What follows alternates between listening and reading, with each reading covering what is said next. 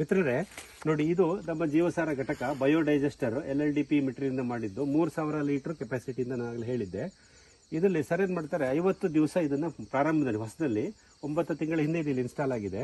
ಮೊದಲೇ ಸಲ ಏನ್ ಮಾಡಿದ್ರು, ಒಂದು 3000 ಲೀಟರ್ನ ತುಂಬಿಸ್ಬಿಟ್ಟು 50 ದಿವಸ ಬಿಟ್ಟರು. ನಂತರ ನೋಡಿ ಇಲ್ಲಿ ಔಟ್ಪುಟ್ ಸಿಸ್ಟಮ್ ಮಾಡ್ಕೊಂಡಿದ್ದಾರೆ. ಅಂದ್ರೆ ನಮ್ಮ ಇಲ್ಲಿ ದ್ರವರೂಪದ ಸಾವಯವ ಗೊಬ್ಬರ ಏನ್ ತಯಾರಾಗುತ್ತೆ ಅದನ್ನ ಹೊರಗಡೆ ತೆಕ್ಕೊಳ್ಳೋ ವ್ಯವಸ್ಥೆ ಇಲ್ಲಿದೆ. ಇಲ್ಲೊಂದು ವಾಲ್ ಕಂಟ್ರೋಲ್ ಇದೆ. ಸರ್ ಏನ್ ಹೇಳ್ತಾರೆ, ಇಲ್ಲಿ 50 ದಿವಸದ ನಂತರ ಈ ವಾಲ್ನ ಓಪನ್ ಮಾಡ್ತೀನಿ. ಓಪನ್ ಮಾಡೋದ್ರಿಂದ ನಾನು ಫಿಲ್ಟರ್ ಮಾಡೋ ಅವಶ್ಯಕತೆ ಇಲ್ಲ. ತಿಳಿಯಾದ ನೀರು ಇಲ್ಲಿಂದ ದ್ರವ ಇಲ್ಲಿಂದ ಹೊರಗಡೆ ಬರುತ್ತೆ. ಇದನ್ನ ನಾವು ಇಲ್ಲಿ ತಗೊಂಡ್ಬಂದು ನೀವು ಗಮನಿಸಬಹುದು. ಈ ನಮ್ಮ ಈ ಪೈಪ್ನಲ್ಲಿ ಬಂದು ಇಲ್ಲಿ ಬೀಳಕ್ಕೆ ಶುರು ಆಗುತ್ತೆ. ಇಲ್ಲಿ ಒಂದು ಫಿಲ್ಟರಿಂಗ್ ಸಿಸ್ಟಮ್ ಇಟ್ಟಿದ್ದಾರೆ. ಅವರ ಅನುಭವದಲ್ಲಿ ಇದೇನು ಅವಶ್ಯಕತೆ ಇಲ್ಲ, ತಿಳಿನೇ ಬರುತ್ತೆ. ಸೇಫರ್ ಸೈಡ್ ಅಂತ ಇಲ್ಲಿ ಇಟ್ಟಿದ್ದೀನಿ ಅಂತ ಹೇಳ್ತಾರೆ. ಈ ಫಿಲ್ಟರ್ನಲ್ಲಿ ಫಿಲ್ಟರ್ ಆಗಿ ನೋಡಿ ಈ ಡ್ರಮ್ ಅಲ್ಲಿ ಕನೆಕ್ಟ್ ಆಗುತ್ತೆ. ಇದನ್ನ ತೆಗೆದು ಶಂಬಣ ಇಲ್ಲಿ ಈ ಡ್ರಮ್ ಅಲ್ಲಿ ಕನೆಕ್ಟ್ ಆಗುತ್ತೆ. ಇದು 180 ಲೀಟರ್ ಕೆಪಾಸಿಟಿ ಡ್ರಮ್. ಇದು 180 ಲೀಟರ್ ಆದ ತಕ್ಷಣ ಇದು ತುಂಬಿದ ತಕ್ಷಣ ಔಟ್ಪುಟ್ ವಾಲ್ನ ಬಂದ್ ಮಾಡಿಬಿಡ್ತಾರೆ.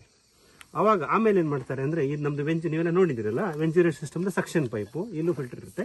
ಇದನ್ನ ಅದರೊಳಗಡೆ ಹಾಕ್ಬಿಟ್ಟು ಆನ್ ಮಾಡಿಬಿಟ್ರೆ ಇದು ನಮ್ಮ ಹನಿ ನೀರಾವರಿ ವ್ಯವಸ್ಥೆ ಮುಖಾಂತರ ಅವತ್ತಿನ ದಿವಸ ಎಲ್ಲಿ ಶೆಡ್ಯೂಲ್ ಆಗಿತ್ತು ಅಲ್ಲಿಗೆ ಹೋಗುತ್ತೆ.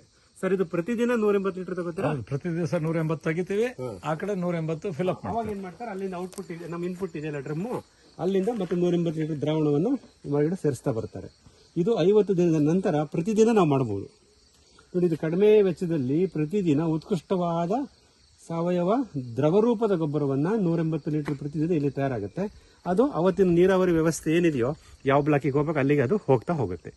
ಇದು ಒಂದು ಜೀವಸಾರ ಘಟಕ ಬಯೋಡೈಜೆಸ್ಟರ್ ಲಿಕ್ವಿಡ್ ಆರ್ಗ್ಯಾನಿಕ್ ಮೆನ್ಯೂರ್, ದ್ರವರೂಪದ ಸಾವಯವ ಗೊಬ್ಬರವನ್ನು ತಯಾರಿಸತಕ್ಕಂಥ ವಿಧಾನ ನಮ್ಮ ಚಂದ್ರಶೇಖರ್ ಸರ್ ಇಲ್ಲಿ ಮಾಡಿದ್ದಾರೆ. ನಾವು ಇದನ್ನು ನೋಡ್ತಾ ಇದ್ದೀವಿ. ಇದರಿಂದ ಅವರಿಗೆ ಸಸ್ಯ ಪೋಷಕಾಂಶಗಳು ಮತ್ತು ಸೂಕ್ಷ್ಮಜೀವಿಗಳನ್ನ ಪ್ರತಿ ಗಿಡದ ಬುಡಕ್ಕೆ ಸೇರಿಸಲಿಕ್ಕೆ ಒಂದು ಕೇಂದ್ರೀಯ ವ್ಯವಸ್ಥೆ, ಸೆಂಟ್ರಲ್ ಸಿಸ್ಟಮ್ ಇಲ್ಲಿ ಮಾಡ್ಕೊಂಡಿದ್ದಾರೆ ಅನ್ನೋದು ನಾವಿಲ್ಲಿ ಗಮನಿಸಬಹುದು. ನಮಸ್ಕಾರ ಮಿತ್ರರೇ.